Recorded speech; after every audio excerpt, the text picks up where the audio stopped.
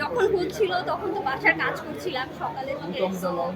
তখন হাত পা কাঁপছিল বিকজ তার পরপরই হচ্ছে যে লাইভে আমাদের এখানে আসার কথা ছিল গতকালকে, এবং আজকে আমার লাইভ সেশন ছিল।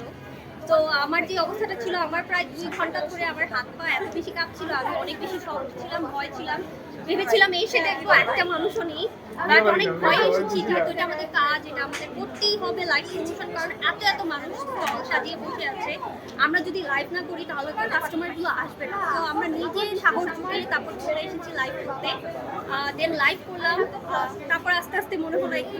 কিছুক্ষণ পরে আমি ঠিক হয়ে গেছি, বাট এখনো তো